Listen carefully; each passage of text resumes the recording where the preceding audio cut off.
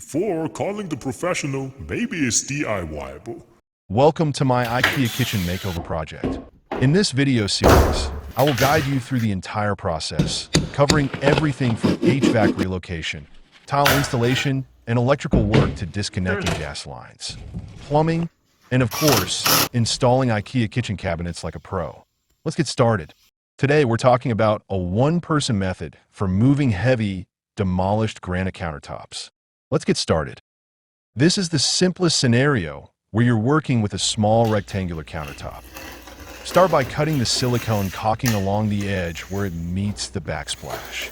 While many YouTube videos recommend using an oscillating tool to cut between the granite and the base cabinet, if you're not concerned about damaging the granite, I suggest using a dead blow hammer. This is one of those must-have tools for your toolbox, strongly recommended. Tap it from below and on the side, and the entire granite countertop should come off. This method works well for small, rectangular granite countertops. A good hand truck is all you need. This hand truck is made in USA, rated for 1,000 pounds. It's perfect for this job. Look, the size of the wheel is massive. You definitely need this. It can even go downstairs with no problem. The next level involves an L-shaped countertop in a corner. Start by cutting the silicone caulking along the edge where it meets the backsplash. I don't recommend using an oscillating tool because removing the granite too cleanly can leave the granite result in one large piece. Instead, I recommend using a crowbar and hammer at the corner. The goal is to create enough stress for the granite to break into two manageable pieces, making it safe for one person to carry. Now, we have a crack along the 90-degree corner. That's exactly what you need. We now have two pieces that are manageable for one person to carry. If you have some strength, lifting the first piece by hand is easy. Sometimes it's not because of the weight, it's because of the shape.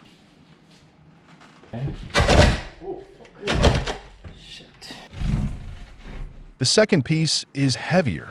I will show you a clever way to handle it. To get a better grip, all you have to do is to wrap two pieces of straps around the lower corners. And you can safely lower it to the ground. This method is very gentle and won't damage the floor. You can use this method to lower heavy items in your life. Maybe your wife is a good candidate to try. Finally, we reach the largest countertop, the island. Just like before, we need to pry the granite off the base cabinet. This time, we face a major challenge. The sink is firmly stuck to the cabinet. I even had a crazy idea, using two 3-ton automotive floor jacks with 4x4 lumber to lift the countertop. In fact, it wasn't very effective and was actually quite dangerous because it was unstable. To solve the problem, I had to use an SDS chisel to break it free when the builder installed the sink. They set the left side directly on top of the base cabinet, making it so secure that no bracket was needed. Fortunately, I didn't need to replace the sink because removing it would be nearly impossible without either lifting the granite or damaging the cabinet. And after that, the sink came right off. This countertop is too heavy. We are using an angle grinder to make a shallow cut line on top of the granite. You don't need to cut too deep. Just marking the surface is enough. Next, use a sledgehammer to break it into two pieces. You can see there is rebar embedded in the granite. This is a good quality countertop. Now for the other side, we can just step on it and it breaks into two pieces. As you can see, all my DIY projects only requires one person. There is no reason to ask for help from your family members or friends. I hope this video can really help your renovation project.